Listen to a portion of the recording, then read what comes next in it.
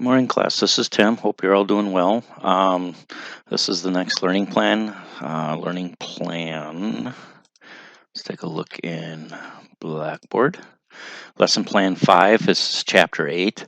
So everything I'm talking about that you see on the screen is in here and along with this.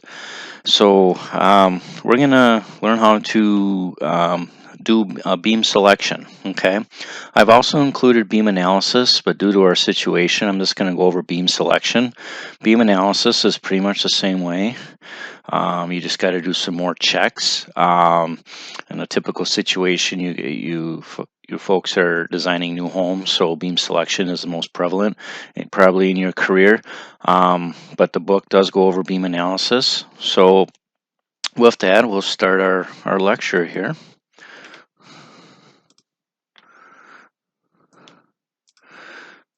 Okay. So basically, determine wood beam sizes from framing system loads. Okay, so we finally to the nuts and bolts of the whole structural analysis 2 classes you have here. Basically, everything I taught you to date is basically to get you to this point. Okay, so there's deflection in beams we got to discuss. Determine the recommended allowable beam deflections. We'll talk about that. This is based on codes. Review section modulus of beams based upon bending stresses. So from the previous, you figure out your maximum shear and maximum moment, and then review cross-sectional area requirements based upon shear. Okay, so shear and bending. So this was the previous. So bending stress, shear stress. Okay, bending and shear. So based on these 2 values, this is, and our allowable deflection, this is the 3 components that we need to figure out so we can actually properly size our joist. Okay. All right. So flexural bending stress. So FB, this number F is a stress, moment times the distance C from the neutral axis, okay, divided by the moment of inertia. Okay, that is the bending stress. So the C distance, so this is why we had to figure out where the neutral axis is, or AKA the centroid, is the largest bending stress will be my largest distance from my neutral axis. If I look here, C1, C2. This is how we calculate a maximum bending stress. Okay, this is why I needed to teach you just to understand where the neutral axis is in that member, because it's moment times that distance C divided by the moment inertia, and this is how the moment inertia works. Okay, so if you look here, this is a shear and moment diagram. Okay, so moment bending stress is related to moments. Okay, so basically we have to find our maximum moment. Okay. So this is why I teach you how to do shear and moment diagrams. Okay. All right. However, let's make this easy. Okay. So with that, all right, we can.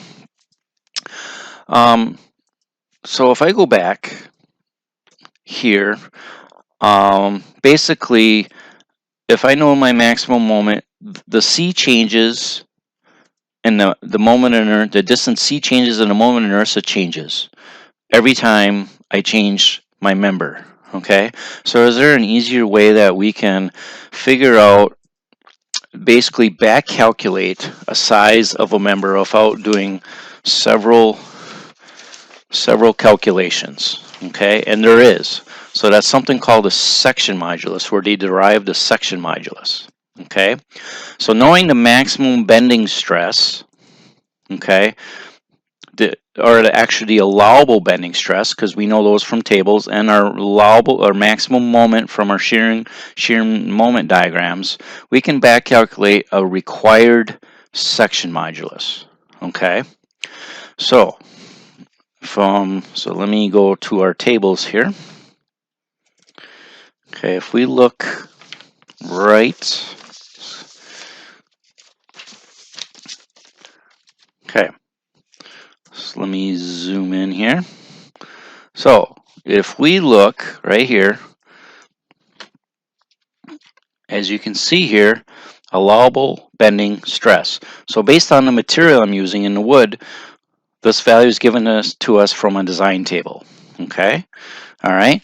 So from knowing that and knowing the maximum shear from a shear moment diagram, and I'll be talking about these sooner or later, soon, is that we don't have to do those shear moment diagrams. I have beam tables that already tell us what they are based on our loading condition, based on our maximum moment, which we can find fairly quickly.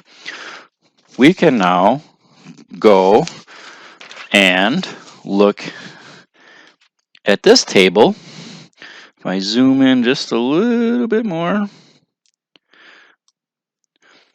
and if you look right here, this says section modulus. Okay, all right. So basically, when we calculate that section modulus, we can come down here to find our section modulus to figure out our size of our member. Okay, so we'll definitely go over an example. Okay, so all right, so let's go back to the PowerPoints. All right, so S required, the maximum moment over the allowable bending stress gives us our required section modulus. So this makes life easier. So we're not doing this equation over and over again because we have to keep calculating the bending stress to get less than our allowable bending stress. Okay. All right, so our calculated bending stress always has to be less than or equal to our allowable bending stress. Okay, so that means we always want to round this number up. Okay, so if we round this number now down and we rearrange this equation, our bending stress will actually be higher than the allowable. Our actual bending stress will be higher than allowable if we round this number down. So we always want to make sure we round this number up.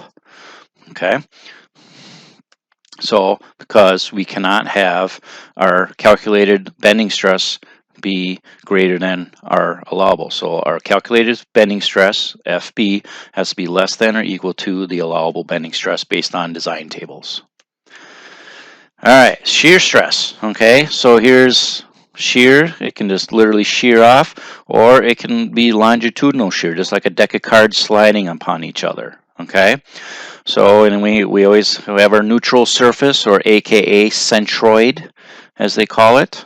Okay, so and when we design beams, we don't care if it's longitudinal or transverse. They're equal.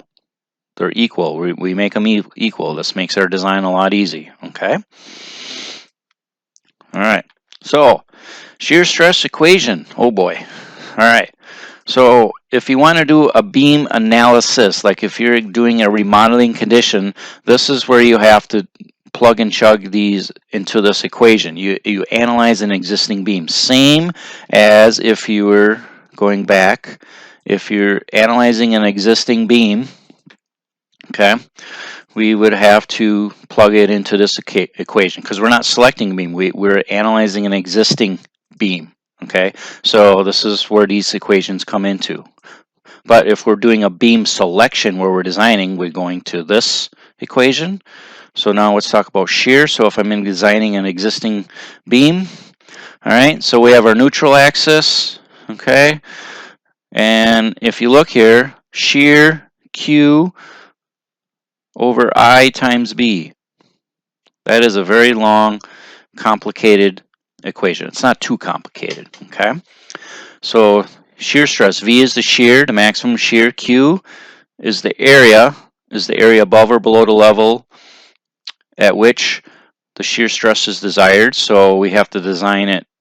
So basically, we have to do a calculation above it and below it, especially in an irregular shape, because this could be different. Okay, but because we're dealing with rectangular members, it's symmetrical. Okay. All right. Area Y, distance from the beam's cross-sectional neutral axis, the composite centroidal axis, to the centroid area above or below the desired plane. So then this has its own centroid, this has its own centroid, so that's this distance. Then the moment inertia of the entire beam section, and then B, the width, so we can actually calculate the shear force. Okay, this is if you're analyzing an existing beam. However, we don't want to be plugging and chugging into this equation so we can calculate. Okay, find a beam to be underneath the allowable shear stress. All right, so we're going to make this easy.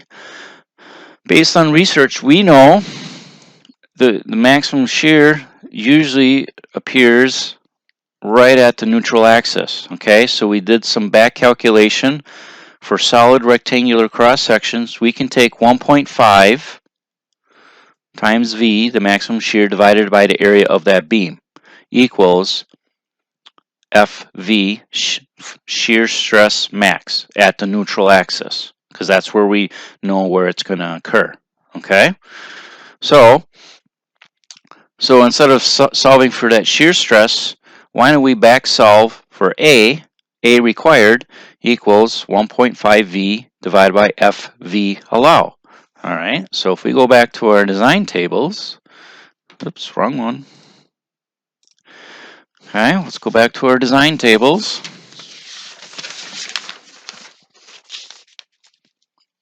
Okay, let it focus in here. So allowable shear stress, there's that value based on the wood type. Okay. All right. And then instead of then if we look here, let it zoom in right here. So isn't this area? Yeah. So basically calculate A required. Okay, never round down your area. Okay, we find our area, and then we can find, and it even has our moment of inertia here too. Then we can find our required area to meet bending stress and to meet shear stress. Okay, so you got to meet both. So if you select a beam and it meets bending stress, but that beam, the area does not meet shear stress, that means I have to bump up my area, right, to meet shear stress. So your beam may be bigger because shear stress may control over bending stress, or vice versa. So you got to make sure you meet both. Okay, so that means you're always making it bigger if one or the other doesn't meet. Okay, so if I go back to here, all right. Okay, so we solve for A required. So I have S required, A required. S is for section modulus for bending, A is for shear. So if I have to meet those two. Okay. All right. So here's some, just in case you're analyzing an existing steel beam, or we can rearrange. So what they've done is, based on different steel shapes, we can calculate the shear stress in steel. So they created this average shear stress, Vmax, maximum shear, over the web thickness divided by the depth of the beam. Gives us an average shear stress. Okay. So again, our calculated shear stress has to be less than our allowable shear stress. So don't forget about that. All right. Okay, let's talk about deflection. All right. Okay, this is a table right out of your book. Okay, live load. LL stands for live load. Actually, let me use my laser pointer here. Live load. Okay, so roof beam industrial 1/180. So that's basically is saying this can deflect 1 inch in 180 inches, or 1 foot in 180 feet. Okay, so basically, how do I calculate, say, I don't know the length. So basically this turns into L. This turns into L. Okay, so let me go. All right, so if I basically replace all of these ones and put L divided by this number right here, 1 turns into L. So whatever the length of my beam is I'm analyzing, whatever it is, 10, 20, 30, 40, and I put it over this number, this is the allowable deflection in that beam for your length of beam that you're designing. Okay, so remember, feet over feet equals feet, inch over inch equals inch. So you got to have these units are consistent. Okay, so roof beams, commercial, with plaster ceiling, without plaster ceiling, floor beams, ordinary usage, 1 over 360. So live load only. So there's two checks with the live load, because live loads, they come on and then they come off. Okay, remember, dead loads are loads that stay on. So that beam is going to permanently deflect and stay deflected. And then all of a sudden the live loads come on, so it's going to deflect more, but as soon as the live load comes off, it's going to bounce back. So there's a tighter tolerance in the deflection in here. So you want to do both cases, okay? Because the reason why we have to check for deflection is because all these things, your drywall, your ceiling drywall cracks, etc. Okay. So, floor beams, ordinary usage. Ordinary usage for floors intended for construction, which walking comfort and the minimizing of plaster cracking are primary considerations, okay? Right? So this is key. So we've all been on those floors where it's kind of bouncy when you walk across it. So this is what this helps too with this, okay? All right. So, how do we calculate the maximum deflection? Well, look at this. Based on the load types, we have a formula. Delta means change deflection. 5 times W, right? That's the line load, pounds per foot, times the length of your beam, divided by 384. E is the modulus elasticity. I is the moment of inertia. So we can find E in tables. We can find I in tables. So this is how we calculate that, okay, based on your different loading types, okay? So we made this. So there's a lot of design charts for us. Okay, so our delta actual change, or delta is deflection, has to be less than our allowable deflection, again, okay? All right, now, maximum moment or shear. I've really made this easy. Look at this. So, R equals WL over 2. So if I look at this shear diagram here, I look graphically, the maximum shear, if I look here, is at my reaction points, right? So remember, I don't care if it's negative or positive or negative here. And let me go back to my laser pointer here. Okay, so I know it's at my reaction. So to find my maximum shear, W is my line load times my length divided by 2. That's my maximum shear force in pounds. Okay, now if I look at my shear and moment diagram, where's my M max? It's right at the middle here, right? If you look here, M max. Line load times length squared divided by 8. I just found my maximum moment. So I don't have to go through solving all the reactions using the 3 equations of equilibrium. This made this really easy for you.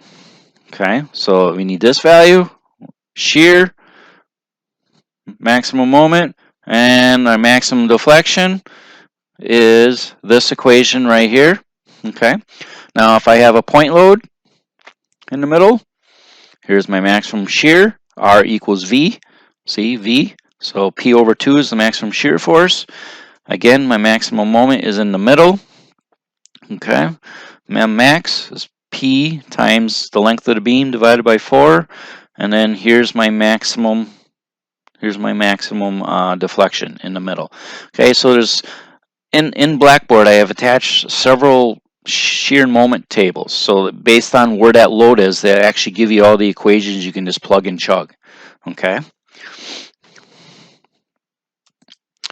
All right, so now I have the beam selection flow chart. Okay, so basically,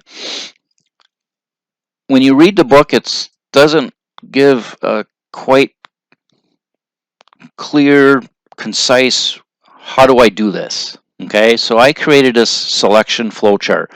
So basically, in the example, I'll go through all these steps and make sure you understand how to do this, okay? In that beam selection flow chart, on the back side of this is also a beam analysis chart, okay? So if you ever need to analyze a beam, an existing beam, this is what you would use that chart, okay? But for this lecture, I just, if you can know how to do a beam selection chart, this will work, okay? All right, so I recommend, if you can, print this out. This will help you going through the example. as I go through it with you. So I will be flipping back and forth. All right. So example time. All right. Here we go. Glue laminated floor beams are used in supporting the floor load in an office building. Dead load 10 psf, pounds per square foot. Live load 50 pounds per square foot. The floor beams are spaced at 8 feet on center. Design an appropriate beam used based on bending, shear, and deflection. Okay, so I'm going to go on engineering paper here, and we'll walk you through this. Okay, so I'll go to my document cam. Okay, beam. So let me do an autofocus lock here, so it doesn't keep zooming in and out. Beam selection.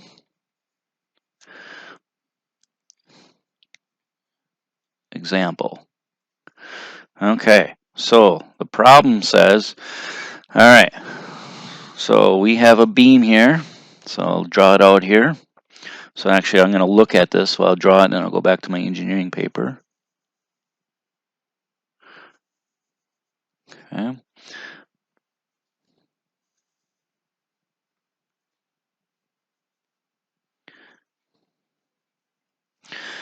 Okay.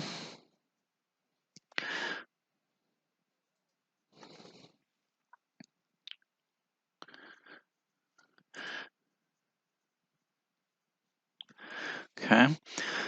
Glue laminated floor beam. So this is a floor beam. So this is key. Identifying what we're using. Is it a roof beam or a floor beam? And it's glue lam. Okay. 8 feet on center. Okay. So we have a dead load of 10 psf and a live load of 50 psf. Okay. All right. So with that, go back to the engineering paper. Here's our problem. Okay. So first thing I have to figure out my line load here. Okay.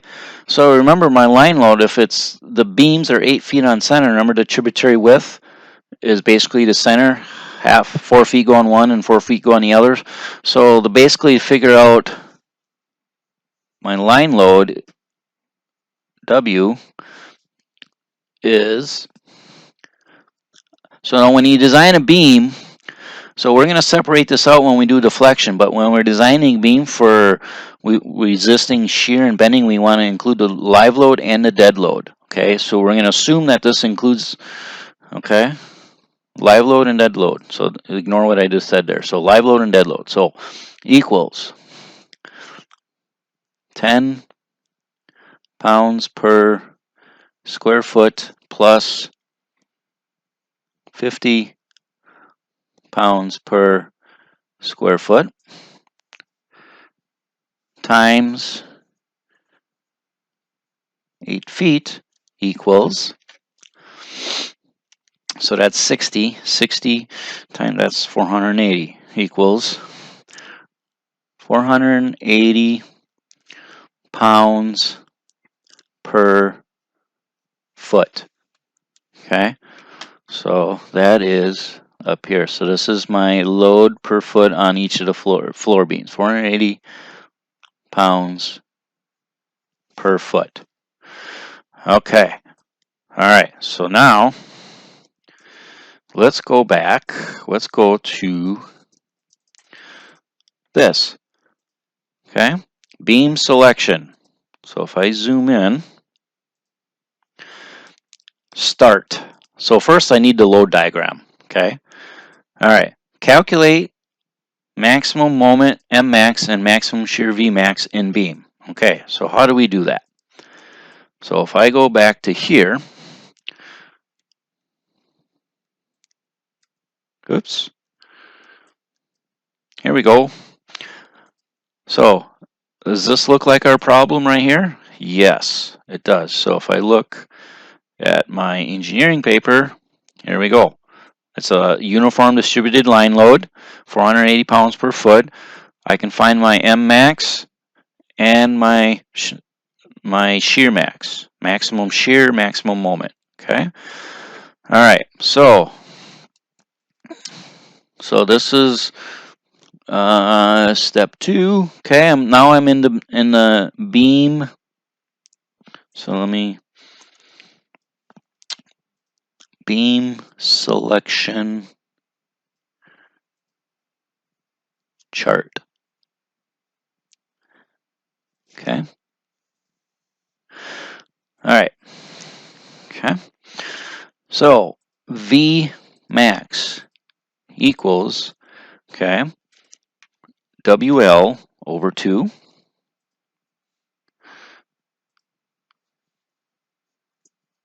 and M max equals, so to save space, I'm going to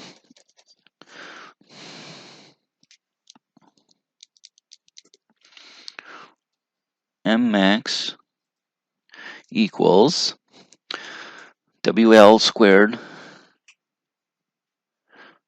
over 8. Okay? So I can calculate that now. So Vmax. So I have 480 pounds per foot times, okay, feet. So my beam is 28 feet long times 28 feet divided by 2. And that equals,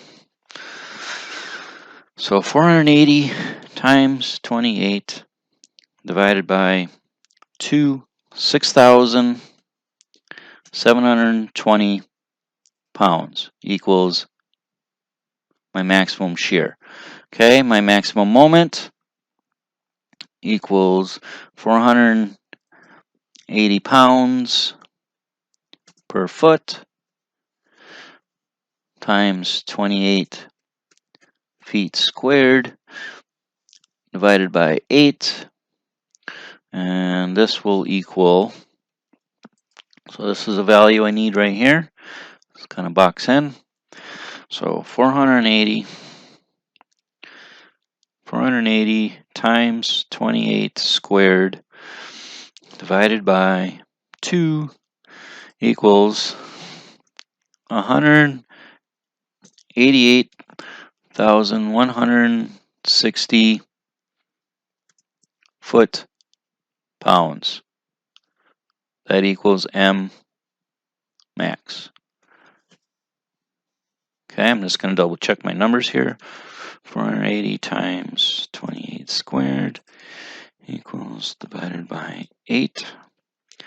Oops, something went goofy there. 480 times 28 squared divided by 8. Yep, something went goofy there. Good thing I checked it. So 480 times 28 squared divided by 8 is 47,040. 7,040 foot-pounds. Okay. All right. So I got that because this is our load. So my maximum shear is this. My maximum moment is this equation. See, I don't even care about the reactions. Only time I would care about the reactions is when I'm doing load tracing, when I need to find the loads on the top of the wall holding up that floor beam, right? Okay. All right. So let's go back to, okay, calculate maximum moment, maximum shear. So this one is done.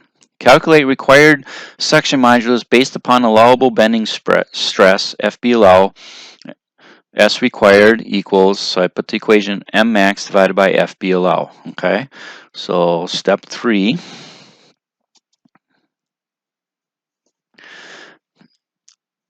S required equals maximum moment divided by FB allow. Okay. All right. So let's take a look here. Actually, all right. Okay.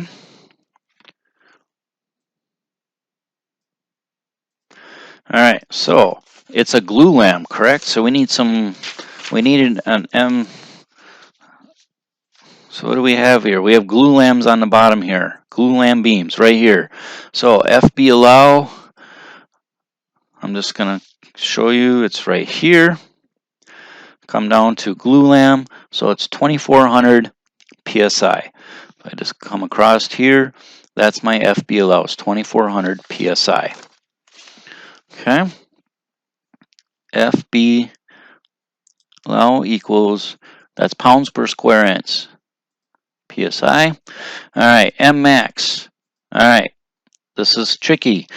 Well, it's not tricky. You just got to realize this is in foot pounds. This is in pounds per square inch. So I got to get this into inch pounds. 47,040 foot pounds. All right, my feet are on top. Okay, times 12 inches per foot. Right, the feet cancel out, and then I can convert that into inch pounds.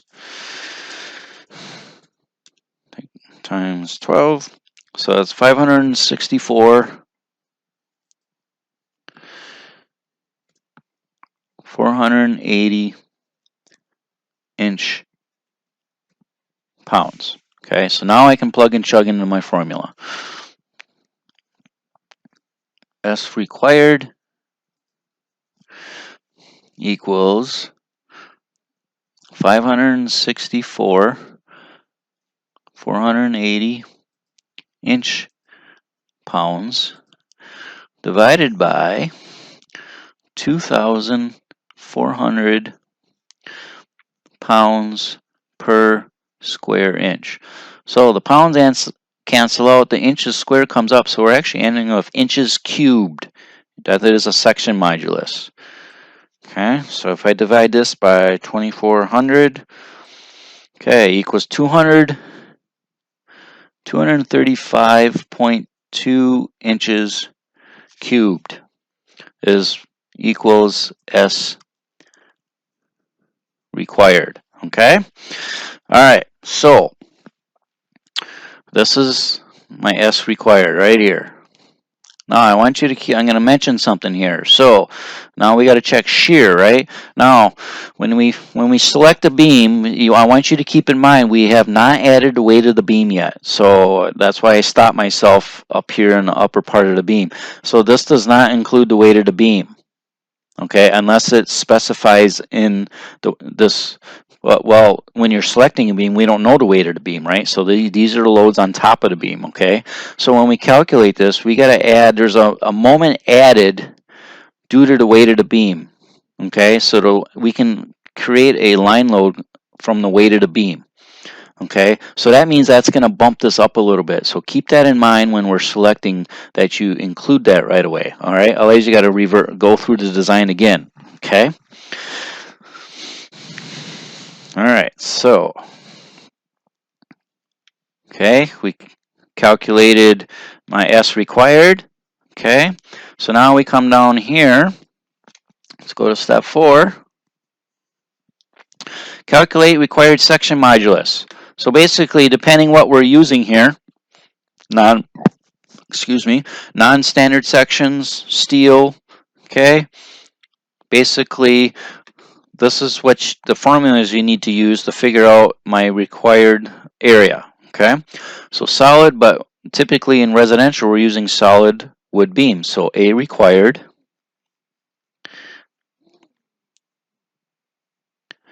equals 1.5 times maximum shear divided by FV allowable shear. Okay, all right, so if I go back to my tables, go back to the document cam here. All right, so let me push this up so you can see what I'm writing. Alright, so my Vmax, maximum shear, is from up here, which is 6,720 pounds.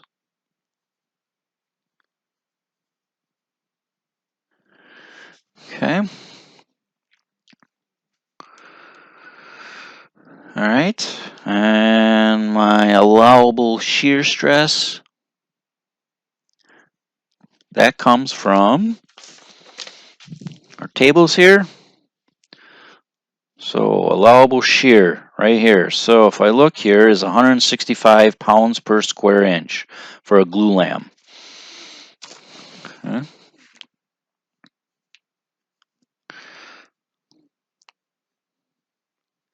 Okay, so now I can plug and chug.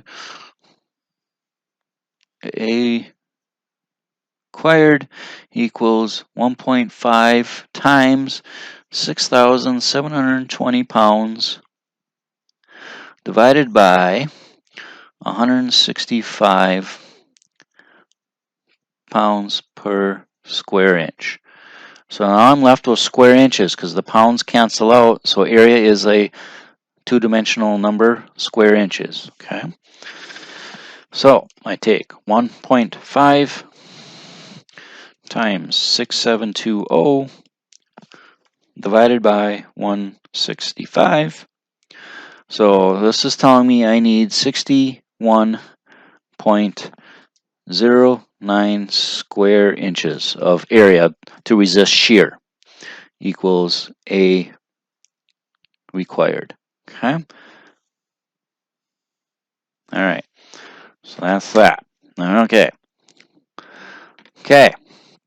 All right. So we calculated our shear. So now basically these are used to whichever section you're using. So typically it's this. This is what we use to calculate this value. All right.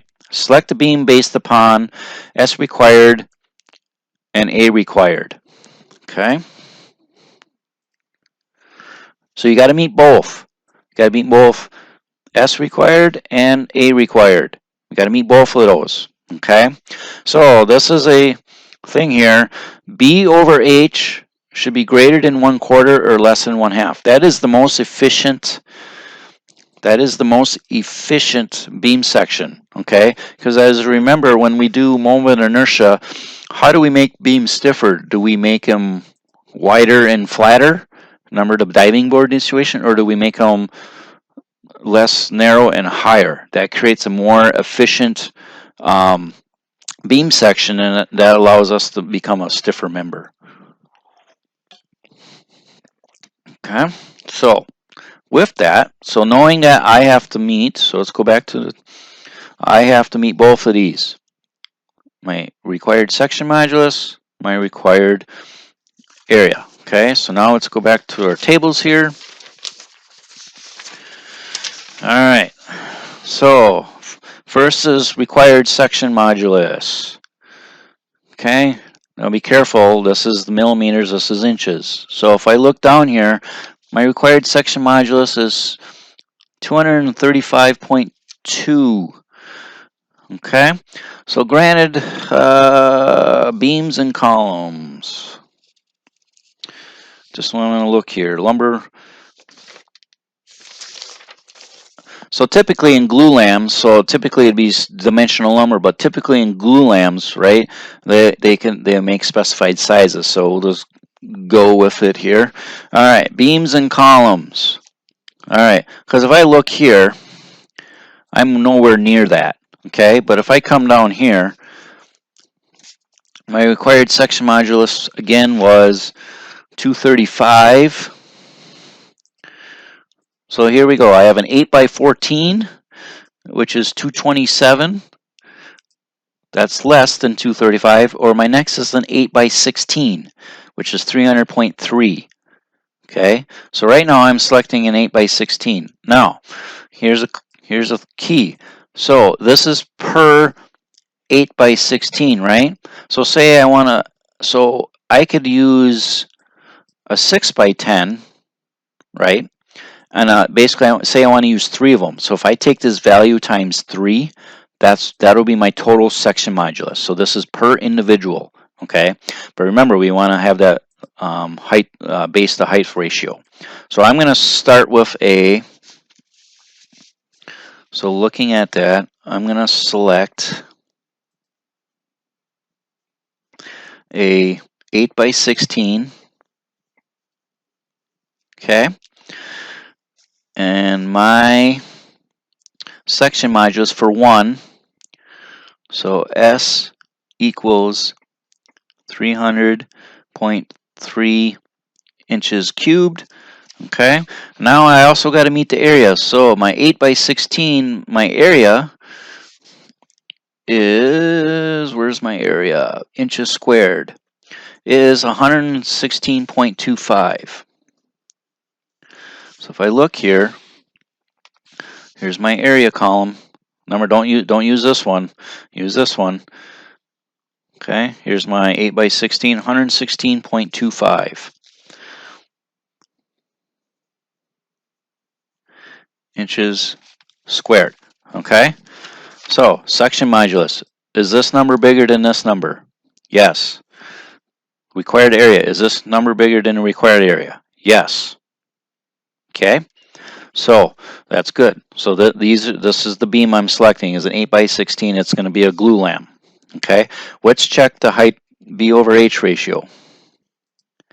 So if I look at actual dimensions here, it's 7.5. Okay,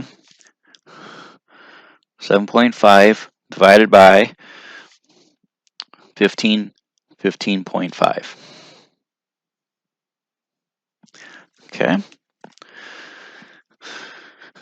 7.5 divided by 15.5, and I get 0.48. So the requirements are, if I go back to my chart, is it's greater than a quarter and less than a half. We're there. We're really close. So that's a good, we're good. Okay. Now if you go over this ratio here, I mean, sometimes it is what it is, you know, depending on, you know, your space you have to get these beams in. Okay. So we have selected a beam based upon S required and A required. Okay. All right. Again, this value is less than my selected value. This value is less than my selected value. You have to meet both. Okay. All right. So let's move on to the next step. Follow the flow chart. All right. Determine the weight of beam per foot basis. Okay. Step 6, per foot basis. Now we got to add the weight of the beam. Okay. Weight of beam. So we got to turn that beam into a line load. Equals the area of the beam you selected divided by 144 times the unit weight of the wood. So that's the gamma. Gamma's unit weight. That's pounds per cubic foot. This 144 will get it into pounds per, and this is 144 square inches. Gets it from feet squared to inches squared. Okay. All right. So where do I find that? So if I look here at my selection properties, glue lambs, oops. Okay, remember this little chart here, table 5.2 in your book. Okay, my glue lambs weigh 35 pounds per cubic foot. Okay, so my area of my selected beam is 116.25 square inches. My unit weight is 35 pounds per cubic foot. Remember, this 144 converts it into pounds per square inches. Gets a cubic feet into inches. All right, so solving this problem. So 116.25 inches squared divided by 144 times 35 pounds per cubic foot equals, okay, All right, 116.25 divided by 144 equals, oops, let's see, I want to delete that, times 35. So I get 28.25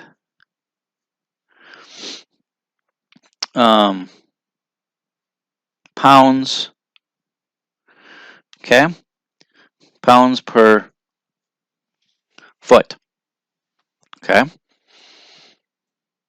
All right, so let me double check that number there. Let me go back here.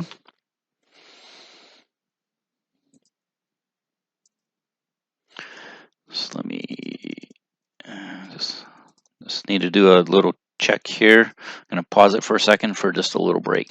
All right, welcome back. So, weight of beam. So let's go back to this. I made them. Okay. Area divided by 144. So there's 144 square inches per square foot.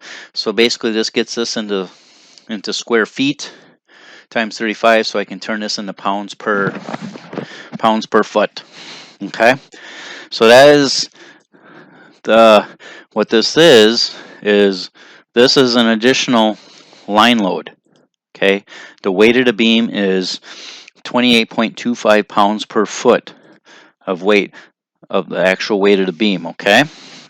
So that's what we need to figure out because the weight of the beam itself will deflect. Okay.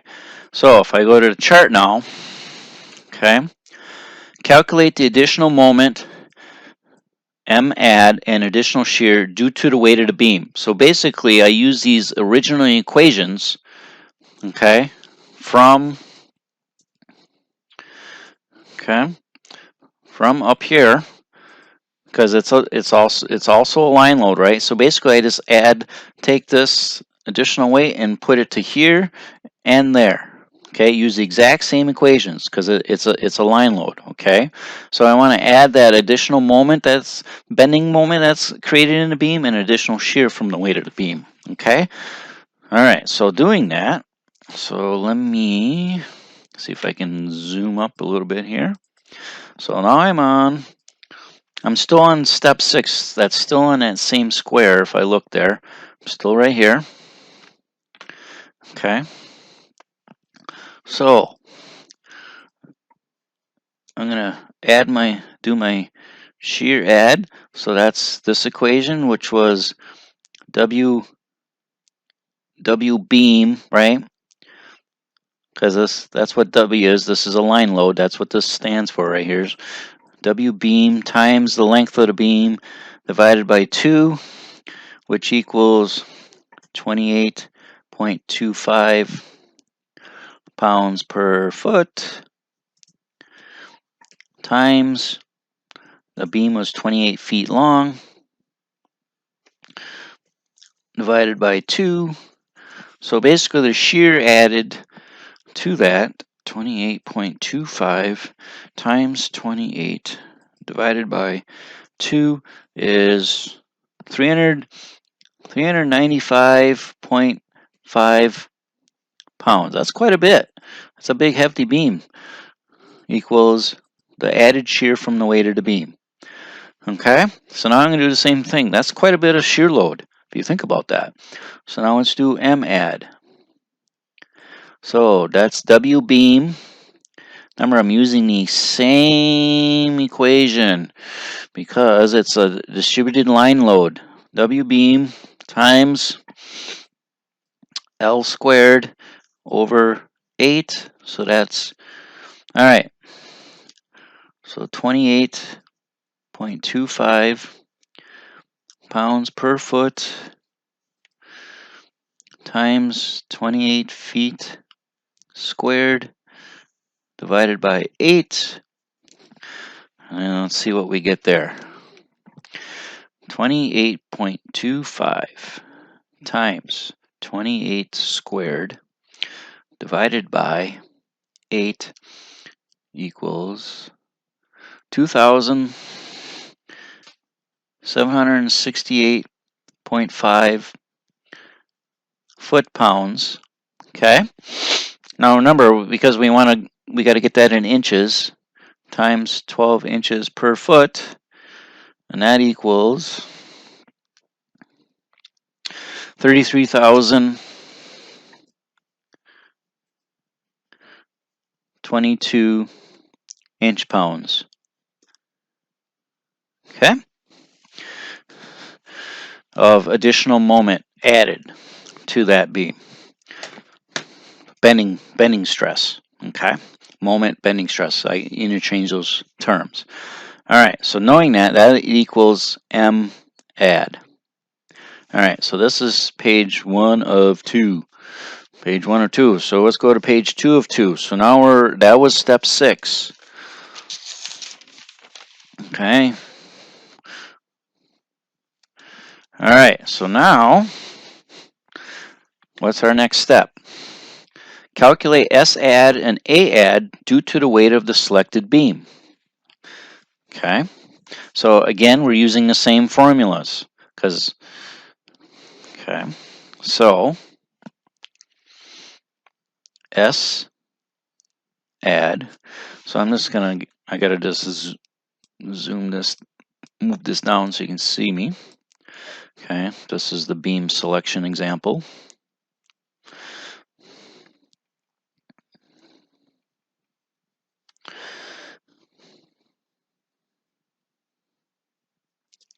Page 2 of 2. All right, S add.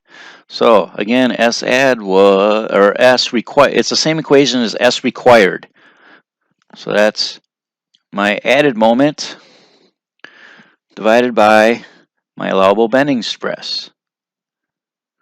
So my added moment was, from the previous page, was 33,220 inch-pounds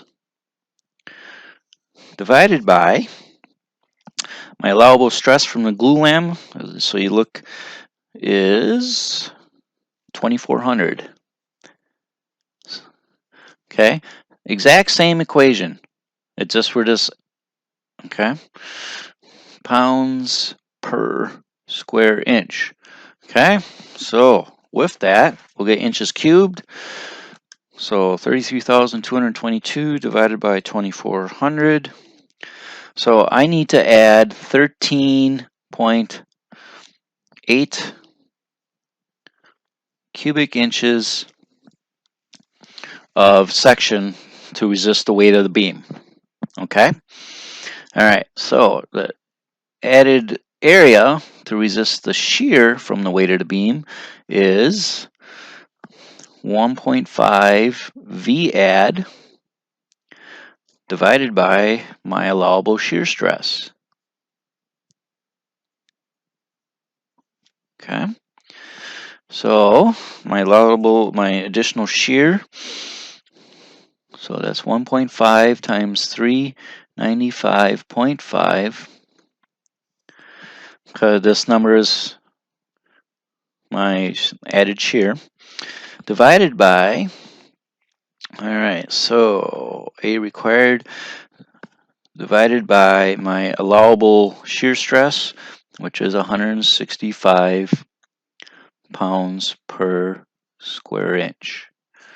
Okay. All right. So this is step 7 because I was on step 6 previously. Okay, 1.5 times 395.5 divided by 165. So I need an additional 3.6 square inches of area to resist shear from the weight of the beam. Okay, so this equals S add, this equals A add. Okay, all right, so we're there. Okay, all right, so calculate S add and A add due to the weight of the selected beam. All right, calculate S total and A total. Basically, we add these together. Okay, so basically, once we add these together, if I come over here now, I got to determine, do are we still okay? Okay, so step 8. Okay,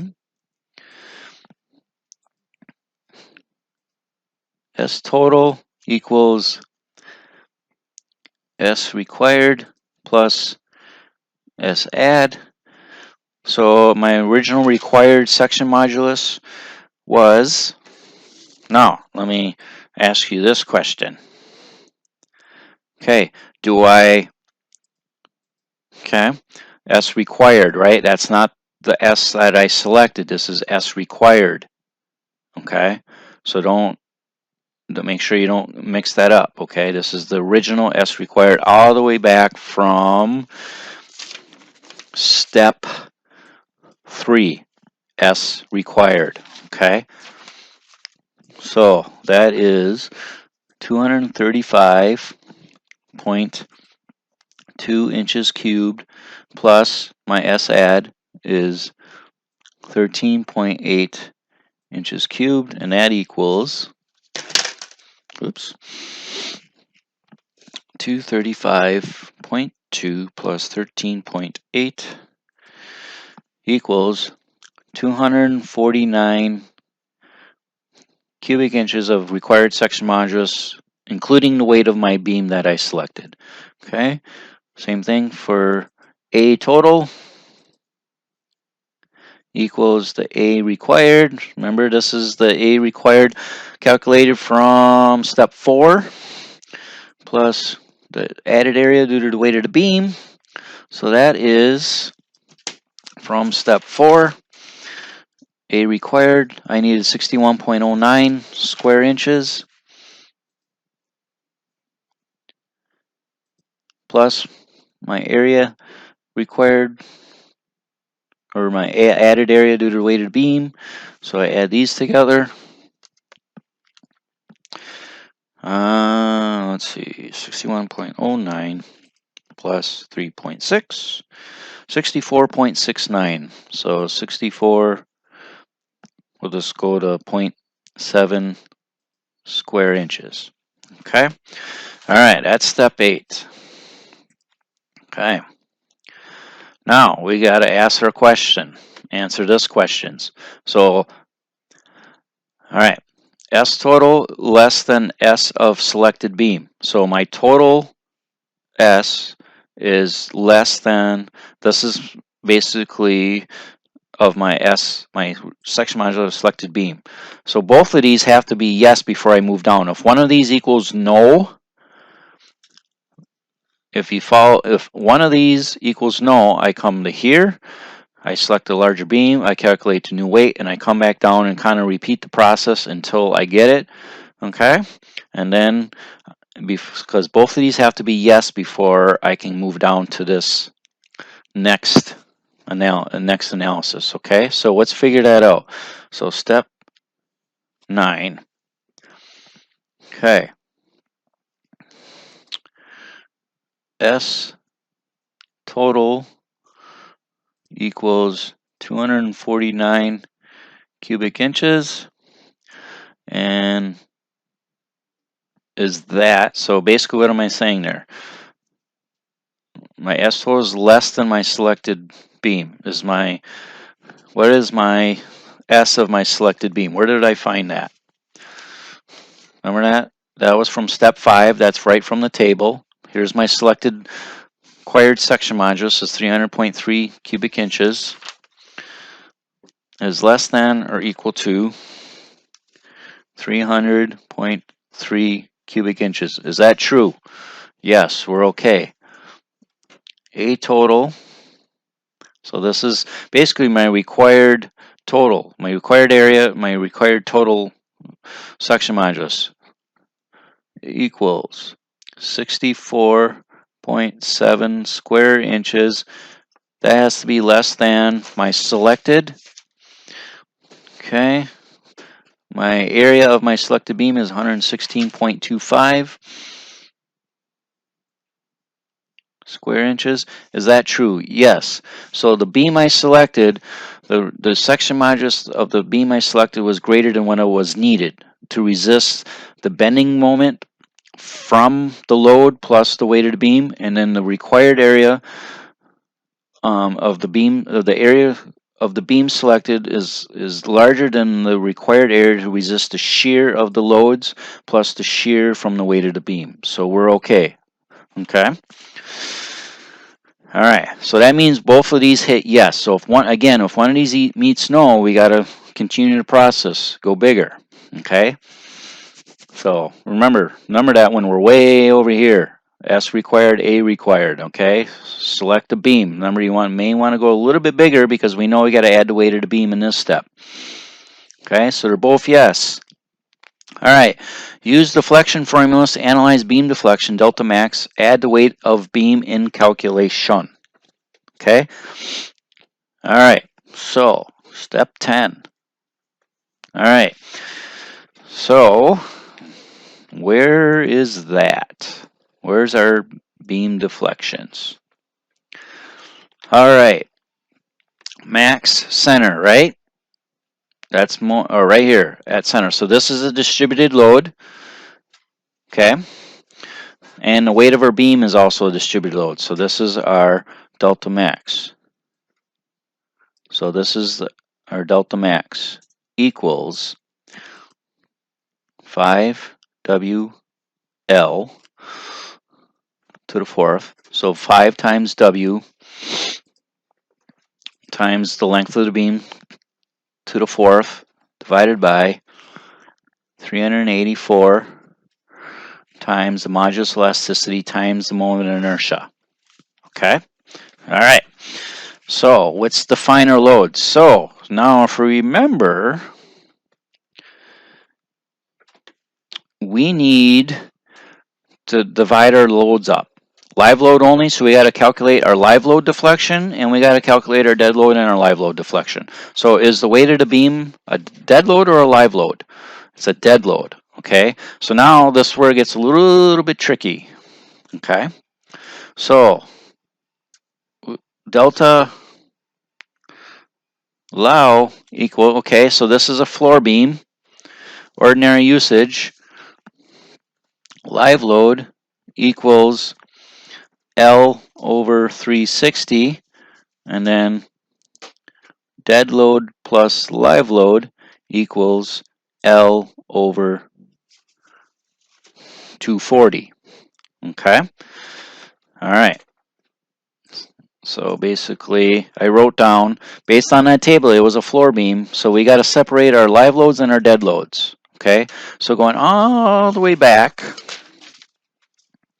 from here, we have a dead load of 10 pounds per square foot and a live load of 50 pounds per square foot. So we got to separate this out when we calculate our line load, our pounds per foot load, when we calculate the deflection. Okay? So, with that, so let's define some variables here. Okay? I'm going to zoom this up here.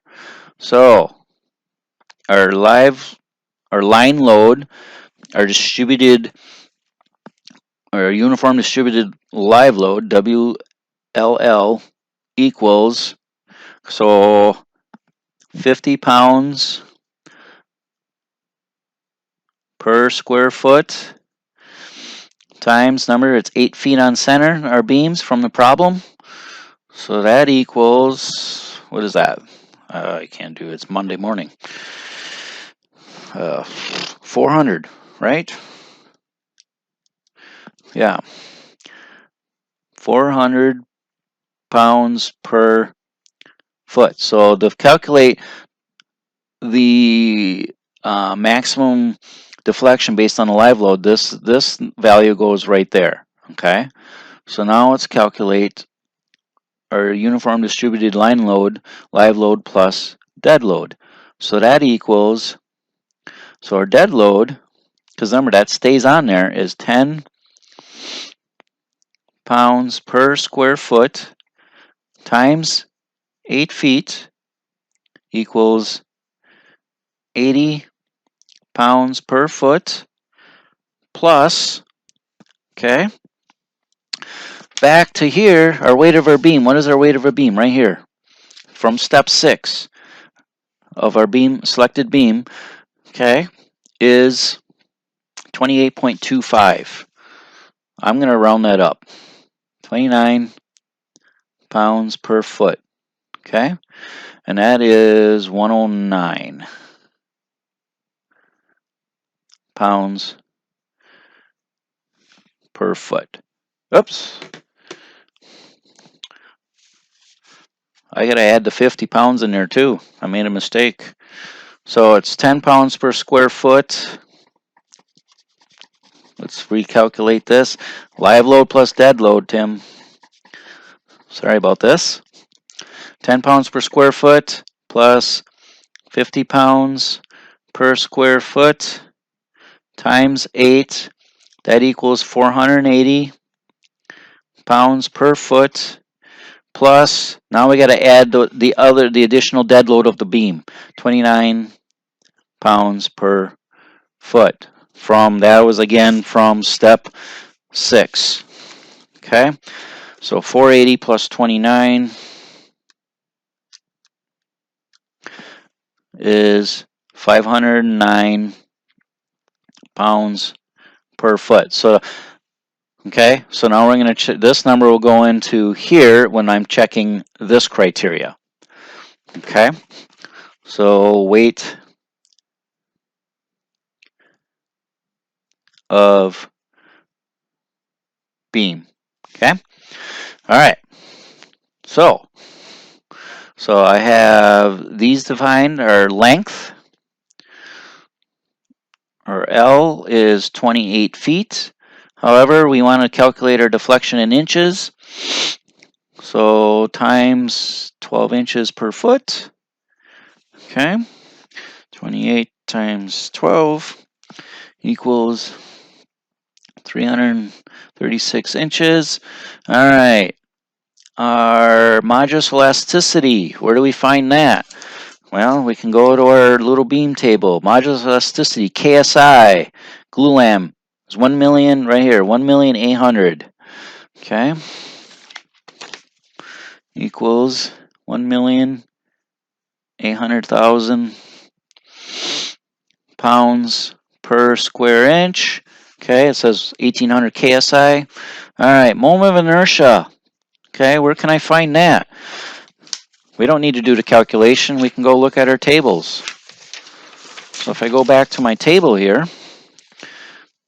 okay, so this says moment of inertia inches to the fourth. Don't mix these up. Don't be in metric. My moment of inertia is for an 8x16.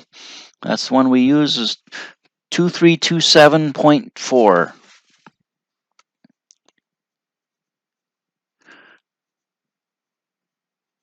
All right. Okay, so let's calculate our maximum deflection based on the live load. So delta max live load equals, all right, 5 times. All right, so now this is pounds per foot. I need to get this, guess what? I need to get this in inches per foot times 12 inches per foot. Okay, so 400 times 12 is 4,800, I do believe. Yep. This equals 4,800.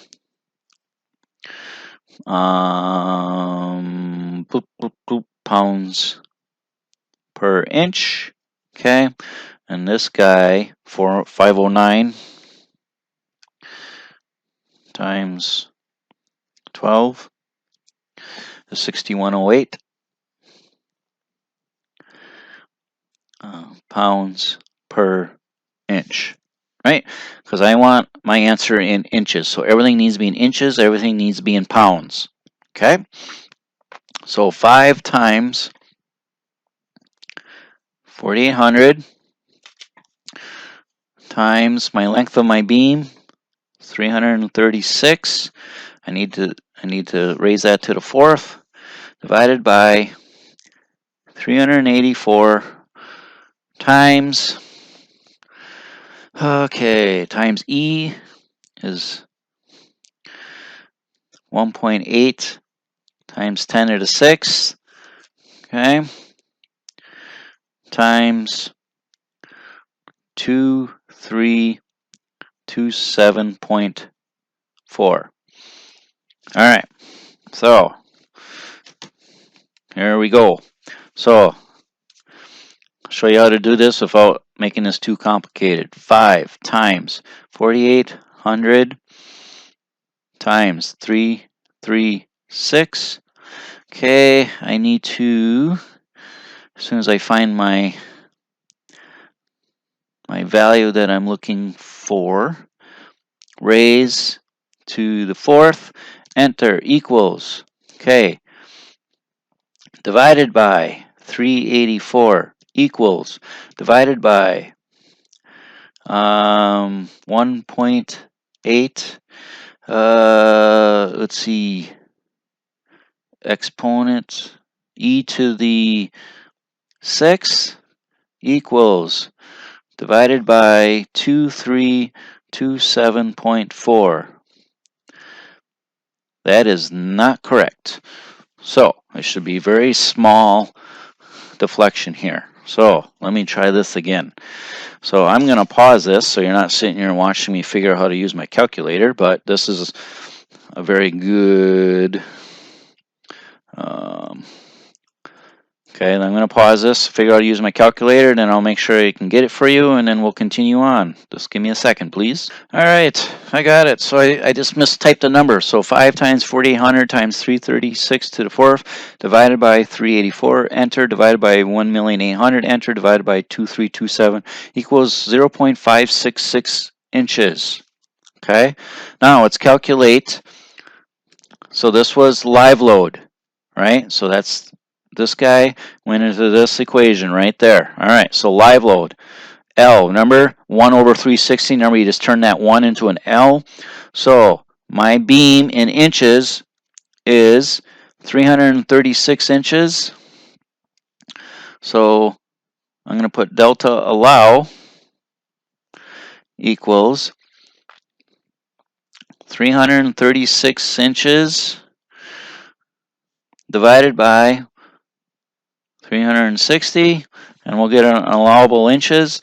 So 336 divided by 360 is 0.93. Is my delta max less than or equal to my allow? Yes.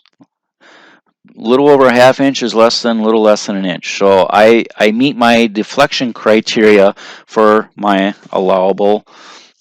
Okay.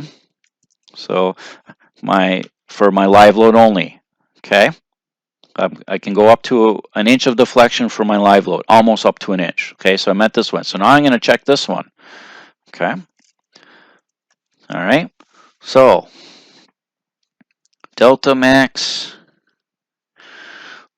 live load plus dead load equals 5 times. All right, so now I'm going to use this guy. It's 6108 times my length of my beam raised to the 4th divided by 384 times 1.8 times 10 to the 6 divided by 2327.4 equals, all right, hopefully I can get it this time. 5 times 6108 times 336 raised to the 4th equals, divided by 384 equals, divided by 1,800,000 equals, divided by 2327.4 equals, something's not right again. Boy, 5 times 6108 times 336 raised to the 4th equals, all right, divided by 384 equals, divided by 1,800 equals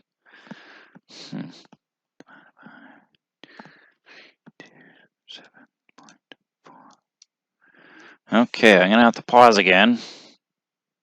All right, I made a mistake. So I am right at the original time.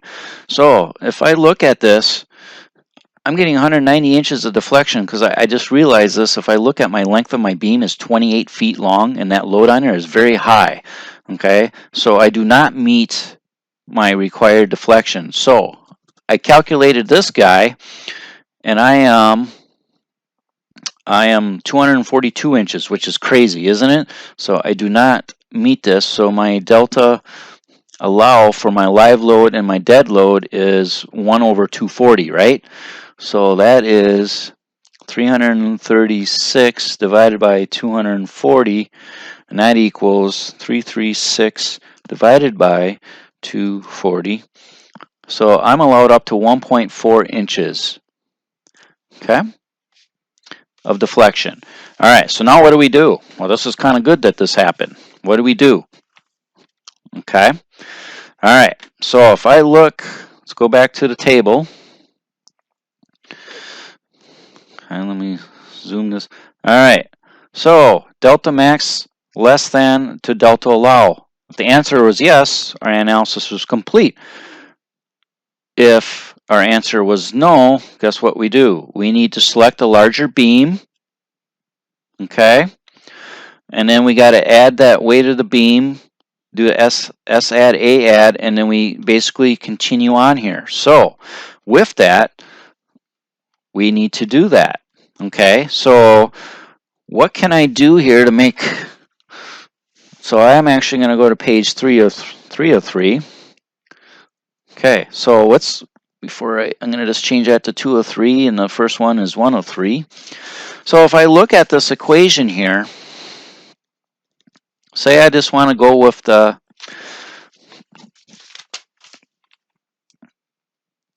All right, does this change? No. Does this change? No. This doesn't change, this doesn't change.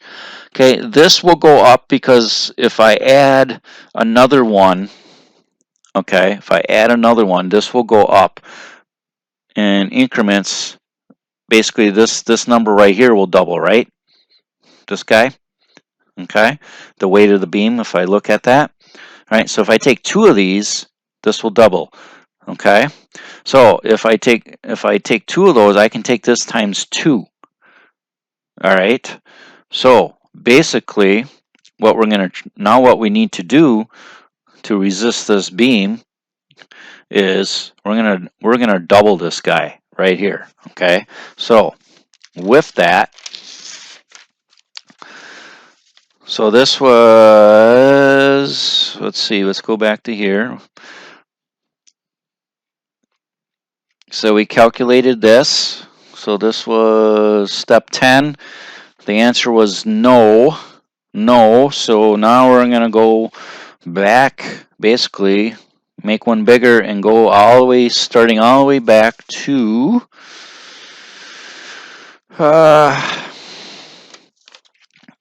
let's see here. Where is the weight of the beam? S add and A add. Okay. So if we just do 2 of those, right? Basically, everything's going to double when we go S add and A add. Okay. So when I look here, oops, let me go back to here so you know what I'm talking about. All right. So if I go here, so if I double this, the weight doubles, so that means this value is going to double. Okay. Same thing here. Okay. So the weight will double. Okay, the shear will double. So if I go all the way, let's see, I just want to double check that on my. So if I take this, multiply it by this, let's just see if that is true. So 28.25 times 2 equals that, times 28 equals divided by 2. So this is 791. That is true. So 28.25 times 2 equals times 28 squared equals divided by 8, 5,000. Yes, so these numbers will double. Okay, so that means I can make it life easier. So basically, I'm going to keep adding the amount of beams I need to make these values double. Okay, so with that, so now let's go all the way back to here. All right, I'm gonna put 3 of them in there. Okay, I'm gonna put 3 of them in there. Okay, so I'm on step 11. Okay, so use 3. What size were we using? 3 8x16s. Okay, or if you can, you could use some of these bigger ones here. Either one. Well, I'm just going to use 3 8x16s to make my math easier. Okay. All right. So that means weight of beam equals 28.25 pounds per foot times 3. So that's the weight of one beam, so I'm going to use 3 of them. 28.25 times 3. So I'm going to add 84. I'm going to just round that up to 85. 85 pounds per foot. Okay? So, let's see here. S add. So we know we already met shear and bending. So now we're just trying to figure out deflection. So I need to get more moment of inertia. So S add equals, so if I take a look here, A required, S required, S add. So if I take a look at this guy, one beam gives me this. Okay. So basically what I need to do is figure this out so I can, which value do I need? Do I need that? Oh, wait. Just give me a second here. Do I need to do this? I'm just looking at the deflection equation. This number is from here. These numbers, do these numbers change? Yes. So I don't need to care. I don't care about S add and A add, right? Because I know I'm definitely going to meet it. So I mean, I'd want to verify it to calculate, but actually, only thing I need to do is add this to this. Okay, and then I'm going to double, triple this value here to get my deflection. Okay, so I'm not going to worry about the S add because I know that little bit of that is going to, from this weight, we're going to be just fine because we were way over. Okay, so let's do. All right. So that's weight of beam is that. Okay, so let's calculate our moment of inertia, which is 2,327.4 inches to the fourth times 3 beams. So what's my total? 2,327.4 times 3 equals 6,982 inches to the fourth. That's my total moment of inertia. All right, so now my W, live load plus dead load, equals 480 pounds per foot, okay, plus 85 pounds per foot. I'm sorry, you weren't able to see any of that. So basically, again, this is the weight of 3 beams. This is the moment inertia of three beams. Okay, I just took the single one from the table times 3. Now I'm getting my line load from live load plus dead load. So 480 plus 85. 85 equals 565. okay, times 12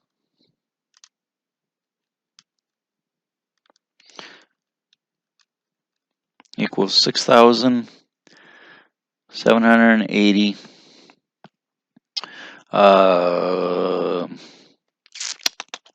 pounds per inch. All right, so now let's go back to here. Before I even go any further, I want to check that I meet this guy. So delta max live load equals 5. So this has not changed because I'm just adding the live load, right? The weight of the beam is the dead load.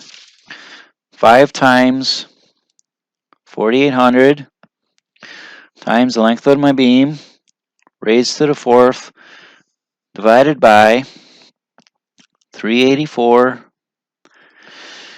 times 1.8 times 10 to the 6th, that's the modulus elasticity, 1,800,000 times, now I can use my, so I'm just, sorry about this, let's go down. All right, times my moment of inertia of 3 beams. Let's see what I get for a deflection here. 5 times 4,800 times 336 raised to the 4th equals, divided by 384 equals, divided by 1.86 equals, divided by 6982. So I'm down to only 63 inches. Wow, this is a very big load. Okay, so with that, so let's take a look at this. So this is a huge load. Okay, I'm still down to 63 inches.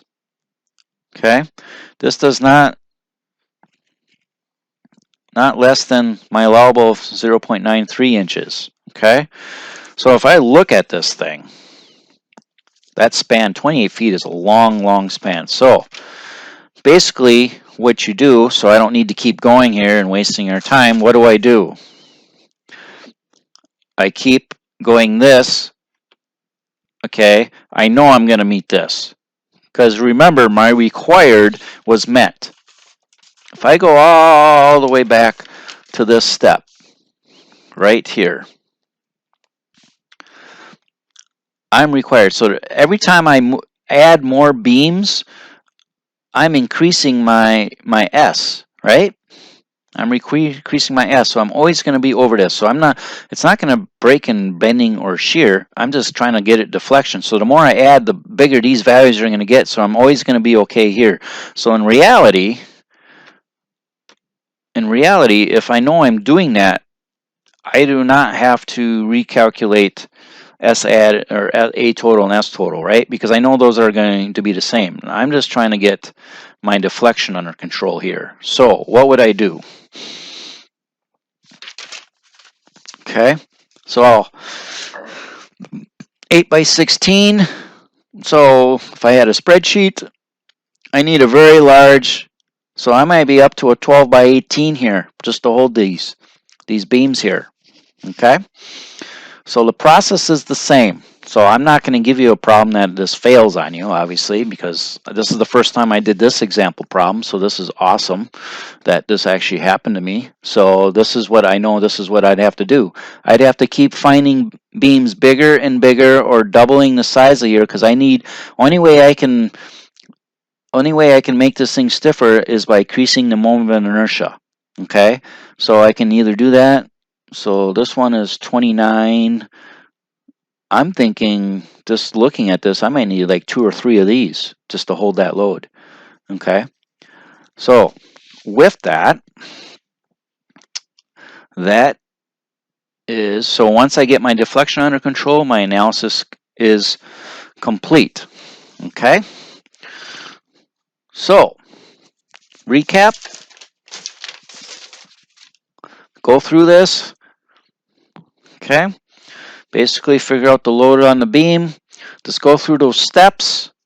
Okay, do all the checks, and then if the checks don't make it, you start going new beams, and then you start selecting new beams, and you start the process over. Okay, so with that, I am going to end this presentation. Okay, so your homework, don't do this CC10, okay, because you don't have that, but read pages this. And what I'll do is what